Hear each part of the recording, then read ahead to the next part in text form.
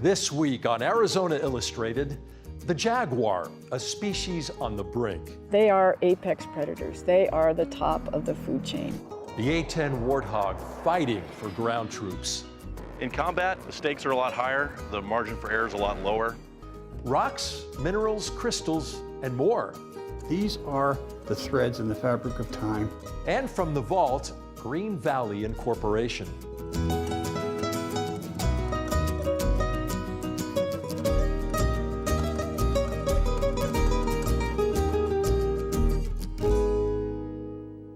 Welcome to Arizona Illustrated. I'm Tom McNamara. The jaguar is an impressive and elusive big cat predator rarely seen in the Southwest. It is also an endangered species, and their numbers are few. It is illegal to kill them, and in recent days, according to reports, a mountain lion hunter has killed one of the few remaining jaguars in the Sonoran region. In the mid-1800s, jaguars could be found throughout South and Central America and into the southwestern United States as far north as the Grand Canyon. But by 1990, jaguars were thought to have been eliminated from the United States. That changed in 1996 when two different male jaguars were photographed in southwestern New Mexico and Arizona. An effort to save these rare cats ignited an ongoing debate over critical habitat for the jaguar and its effect on the people making a living there. In 2015, documentary filmmaker Cody Sheehy produced this story for Arizona Illustrated. All wild cats are very important to ecosystem functioning because they are apex predators. They are the top of the food chain.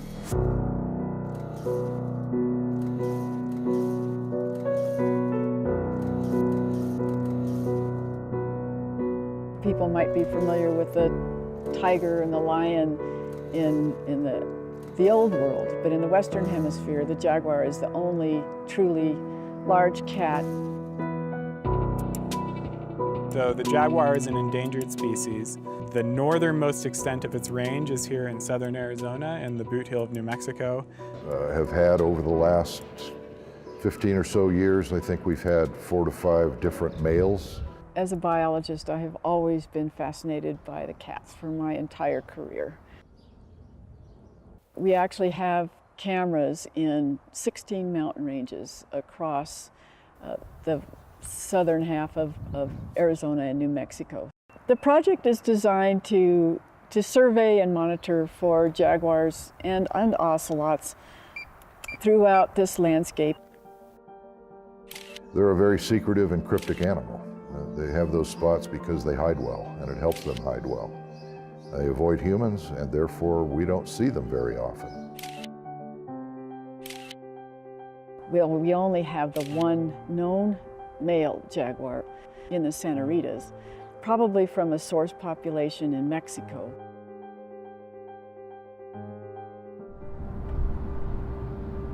These individual males will go from one mountain range to another, and may spend possibly even several years in what we call that transient phase. But that facilitates gene flow across the landscape. Because of its unique location between the Chihuahuan and Sonoran and Mojave deserts, along with the Sky Island ecosystems that we have here with these tall mountain ranges and low desert valleys, it really provides for a wide range of habitats which encourages a really abundant biodiversity. So that's one of the really unique things that's going on here in this southeastern Arizona Sky Islands region. Another thing is, these are pretty productive ecosystems, so they provide things like forage for cattle ranching, but also for wildlife, so we can support large populations of ungulate species, for example. The important thing for us was to stay involved in the process and make sure that we knew when the cameras were being checked, make sure we can adjust our management if there's a way we could adjust our management to put us at less risk. It's kind of difficult when you're dealing with a predator that can cover vast swaths of area. Whether it's the Mexican wolf or the spotted owl or now the jaguar, people are very polarized in some of these issues. I think residents of rural areas are very much fearful of regulation. And while I know there's a need for regulation, A lot of times there's just too much regulation out there, and it prevents us from doing the types of things that we need to do to maintain these open spaces.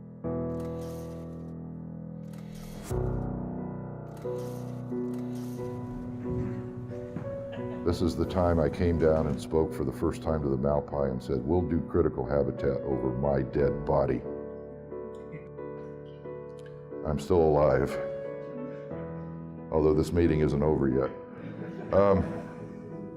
2006, we got sued again. The court did not agree with us.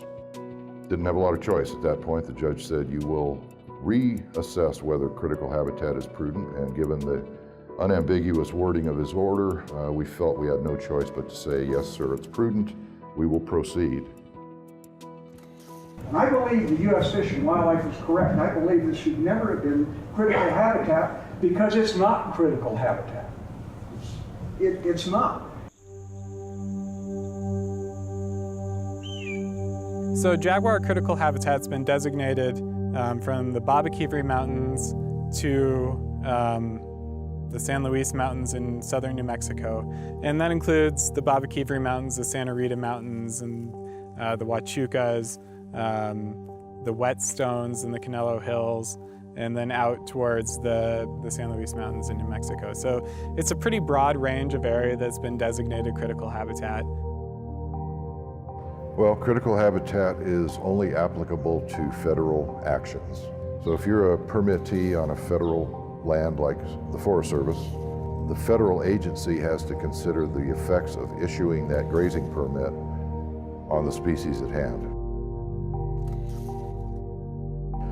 The concern from the rancher's point of view, and I think it has to do with historical interactions they've had with endangered species. I think it has to do with the general idea that when people have lines drawn around their property or their grazing allotments, why is that line there? That generally indicates that something on one side of the line is different than it is on the other side of the line. So I can see that concern. The critical habitat designations are on the ranches. They are where the ranches are. That's where the open space is. That's where the unfragmented areas are. And you know, this is just one of those types of regulation that I feel was kind of just forced on us through litigation, basically. In that talk, I went through the list of features that we believe are essential to jaguars. Those are things like rugged topography, distance to water, vegetative cover, canopy cover, I should say. None of those are really influenced by grazing, so we don't see a concern. We are hoping that that is the case, but we will be watching out. They do have a lack of confidence in the system. I think the court case that compelled us to designate critical habitat is fresh in their minds. But I think this is a much different case. We evaluate actions all the time that have adverse effects on critical habitat, but only if it gets to be so egregious that the action is going to drive the species unacceptably toward extinction would it be prohibited under the Endangered Species Act. A lot of people don't understand that. Within what I think is a relatively short amount of time, people will realize that critical habitat is not having any effect on their day-to-day lives. The ranch lands provide ecosystem benefits to the rest of us who live in urban areas or even in small towns, in that, you know, providing open space, which again is probably for wildlife the most critical thing, keeping these wildlife populations healthy and intact. Development and sprawl and subdivisions and infrastructure is the greatest threat that we have to wildlife, and especially a large, wide-ranging species like the jaguar. And the same holds true for the mountain lion and the bear, and even deer to some degree, is that these animals that need large landscapes need intact, open landscapes. Keeping these ranches intact is, again, the best thing we can do. To find out more about the jaguar and research being conducted at the University of Arizona, visit cals.arizona.edu/jaguar. Attack pilots out of Davis-Monthan Air Force Base fly the A-10 Warthog in southern Arizona airspace to train and prepare for deployment in multiple conflict zones and battlefields throughout the world. The United States Air Force had plans to retire the A-10 fighter jet in favor of the next generation F-35 Lightning. Well, A-10 supporters in Congress argue that the Warthog has a proven track record of delivering unmatched close air support to troops on the ground and a unique ability to loiter on the battlefield. In 2016, we went to Davis-Monthan to find out more about the A-10 Warthog from those who know it best. If you live in Tucson, you've seen and heard them cruising overhead. They are United States Air Force A-10 fighter jets. The close air support warplane is highly valued by troops on the ground and the pilots who fly them. It's affectionately referred to as a lot of things. My favorite is the Warthog, but a tank buster or tank killer, those are all names that have been associated with the Warthog. Lieutenant Colonel Patrick Smiley, call sign Butters, is commander of the 355th Training Squadron at Davis-Monthan Air Force Base in Tucson. The mission of Smiley and the 355th is to train new and requalifying A-10 pilots how to fly the plane and master its weapons. That GAU-8 30mm gun, 1,200 rounds of ammunition, able to shoot 60 of those per second, and just one of those rounds is enough to kill any kind of armored vehicle. The primary design of the A-10 was around that gun, and it still is one of the most versatile weapons on the battlefield today. Hey, we got a show of force inbound. The battlefield of today is a lot different than the designers of the A-10 anticipated when it first went into production. The A-10 was created back in the 70s to counter the Soviet armor threat in Europe and designed around a really big gun. The bones remain the same, but since then the plane has been modernized. To include an almost full glass cockpit with very sophisticated avionics and integrated targeting capabilities that allow us to really integrate into the modern fight and affect the battlefield in all kinds of different environments, from the fight against ISIS to a major theater conflict that we could experience in Korea. Lieutenant Colonel Smiley says it's not enough to fly the A-10 and deploy its weapons. These fighter pilots must prepare to be combat-ready wingmen and flight leads throughout the world. We want them to be confident, but humble at the same time. But the number one thing that the guys get out of this course is the attack mentality. Never giving up. Get in the aircraft, know what the right thing to do is, and then have the confidence to do that under stress and pressure that is sometimes unimaginable.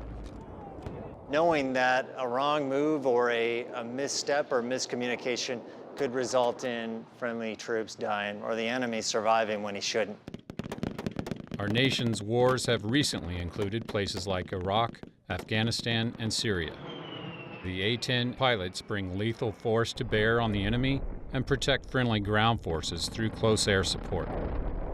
A-10 pilots sometimes have to get what they call danger close when flying in to protect friendly forces and attack the enemy. North and south, west of the smoke, west of the... Southern Afghanistan, 2006. I'm looking at danger close now.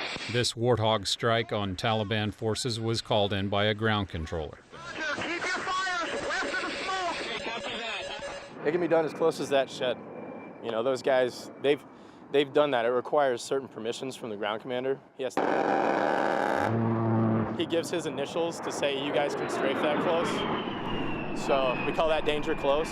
That's Major Kyle Lanto, call sign SWAT, a pilot with the 47th Fighter Squadron based at Davis-Monthan. The closest I've ever strafed was inside of 50 meters. So, you know, it's half a football field away. And you're putting down 100 rounds to 200 rounds a pass. But those guys, they love it and they know how good we are at it, so they're comfortable with it. He's here at the Barry Goldwater Range west of Tucson near Yuma. Attack pilots from nearly every A-10 squadron, including those based in South Korea, have gathered to compete in Hog Smoke.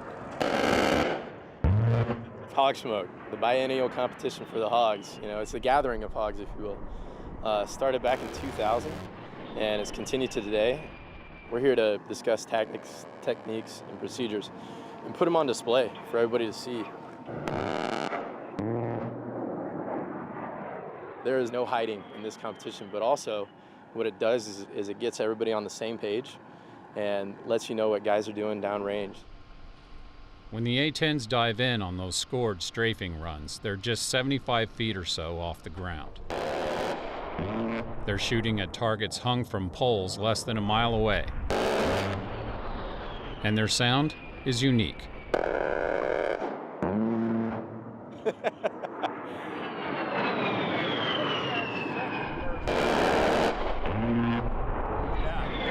Just heard about a 50-round burst. You heard the impacts, plus the bullets breaking the mock, and then you actually heard the sound of the gun. That was about 70. That gun is part of what makes the A-10 so lethal. Cherished by ground troops and feared by the enemy. That's a flying tank, designed to be low and slow if it needed to, loiter for a long time, and bring a lot to the fight. And so that's the A-10 in a nutshell. The Hog drivers at Davis-Monthan have proven to be an exceptional bunch and currently have bragging rights. It's fun to remind people that you've won it and that the trophy's actually stayed at Davis-Monthan for the past 4 years. So yeah, I think everybody's out for us this year, but I have a feeling it's going to stay at Davis-Monthan for another 2 years. SWAT wasn't flying for the defending champ 47th this year. That job was left to 4 captains, including David Knighton, call sign Gnome. It's awesome. It's pretty much like strapping on a 40,000-pound gun. My 2 biggest passions in life are airplanes and guns, and this is the intersection of the 2. So it's a really effective, maneuverable, deadly aircraft, and the mission that it does is a very important one, I think. That passion for the Warthog and capabilities translated to the range. My team, we won 3 individual awards. We won top 45-degree high-altitude dive bomb. We won top 30 dB HARS, which is a particular type of bombing delivery. And we won the top 10-degree low-angle high drag, which is also another type of bombing delivery. So those 3 things helped us win the top conventional team overall. And then that combined with our placement in the tactical portion helped us win the top overall team. And then I took top overall pilot as well. Pilots from the 47th at DM retain their bragging rights and remain king of the hill. I think it's an honor just to represent your squadron because every squadron's probably going to have their top 4 or 5, the guys that they want to choose to represent them. And then it's very public, so try not to mess it up in front of all your peers. But when you get up there and you're flying, you're really just concentrating on what's the next thing I have to do and how do I do it well. While there is a spirit of competition and rivalry, A-10 attack pilots know that all this training and experience is intended to sharpen their swords for battle. In combat, the stakes are a lot higher and the margin for error is a lot lower. And what you've got riding on the mission is super important. In Afghanistan, when you would leave the squadron to step out to your jet on a combat mission, the last thing you would see on the door before you walked out of the squadron was a sign that said, "The mission is the 18-year-old on the ground. Everything else is just support." How you doing, man? Good, how are you?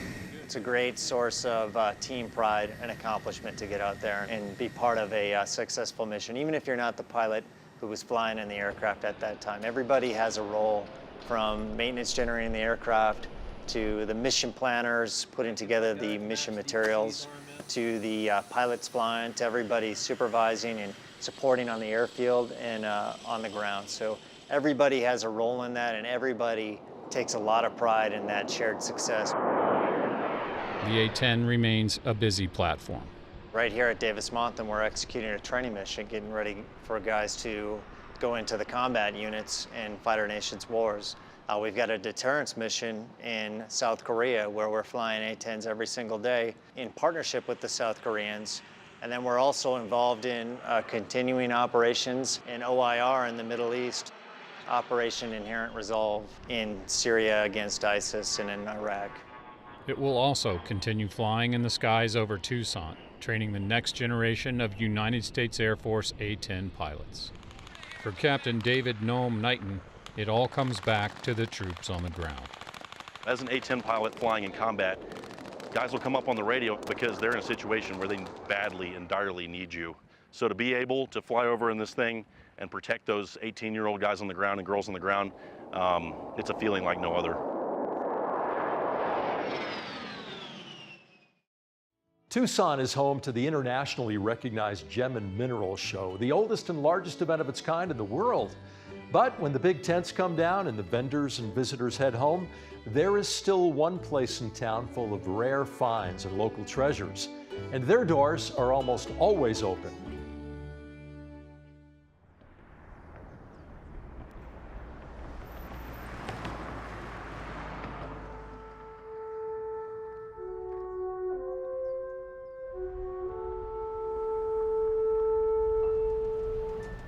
We've been in the business here 57 years, and we've been closed 2 days in 57 years. We never really planned on opening 365 days a year. Sort of fell into it. It became a habit. This was part of a cluster. Oh, like the... Arizona and Tucson's not your destination spot in the summertime, but we have people that actually are coming in, they've heard about us, and they come in from all parts of the country. They brave the heat.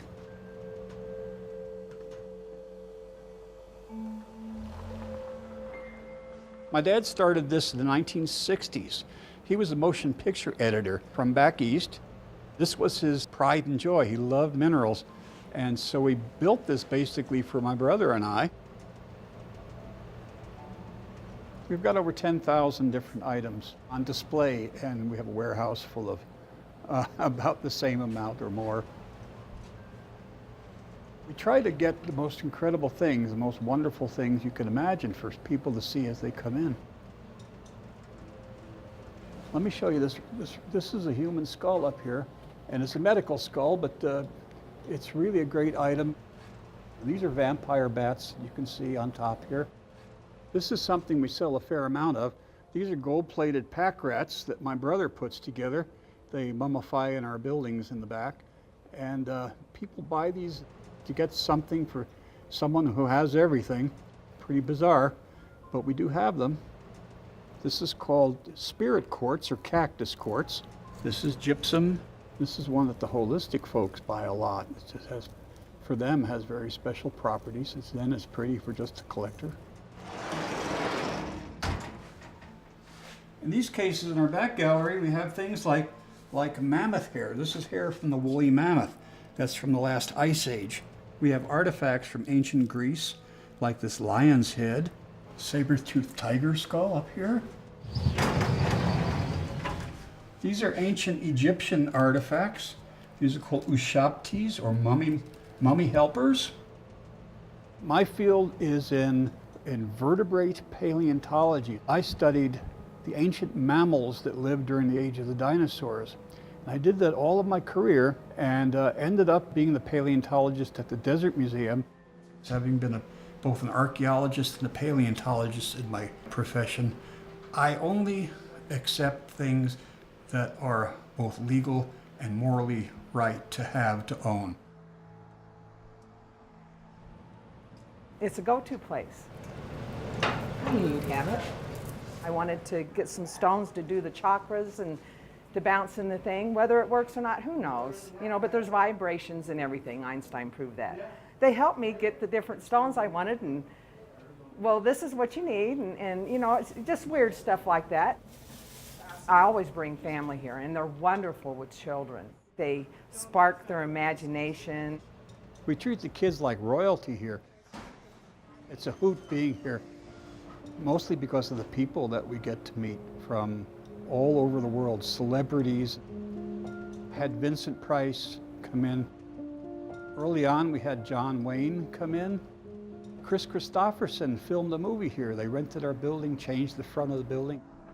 Richard Gere came in and he invited me to have breakfast with him across the street. I'm just fascinated by artifacts because they fill in the blanks for what we know about ancient history.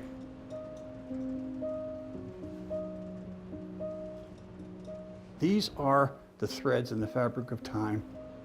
Sometimes if you hold these, you can actually feel like you're pulled back into ancient times.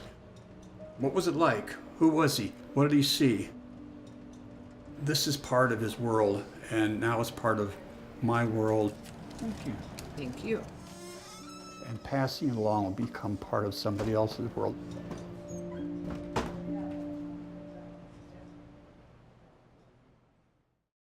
Like what you see on Arizona Illustrated? Visit our webpage at azpm.org to watch and share stories from this episode and previous episodes. And like us on Facebook, where you can watch stories, comment, and share your own story ideas. You can also follow us on Twitter and Instagram, where we share photos and links about our work and what's happening in our community. Green Valley sits about 20 miles south of Tucson and 40 miles north of Nogales. The famed Southern Arizona retirement community is surrounded by copper mines and golf courses, with hiking, biking, and birding opportunities in the nearby Santa Rita mountain range. In 1994, Green Valley residents voted on incorporation. Here's a look back in this episode of From the Vault. You write your name here. The petition drive to put the incorporation question on the November ballot is sparking a lively debate over the future of this retirement town. I think anybody who wants another layer of government has rocks in their head. I don't know. I think it's a more stable thing to be incorporated. Hello, sir. Mister? All I want to do is get out of this town. Oh, I don't care about its future. I like to leave it like it is. Leaving Green Valley the way it is with its country club ambiance is what those pushing cityhood say is behind the incorporation effort. You know, change is inevitable, but we want to be in control of that change. And we think that if we are at the mercy of Pima County Board of Supervisors, that all the change that occurs will not necessarily be in our best interests. The incorporation proposal would create a city of 31 square miles with a population of 13,000. From 20? They must think that the people of Green Valley are living in a cocoon. Al Pachter, who heads a group opposed to incorporation, led the successful battle against cityhood 5 years ago. You look around right now, look at this community, it's beautiful. We have no street with potholes, we have no crime, we have little nonsensical things here once in a while. Cityhood proponents like Nan Waterman acknowledge they have a major sales job ahead of them. The idea that incorporation to them means big city. And that's what a lot of people moved here to get away from, were big cities.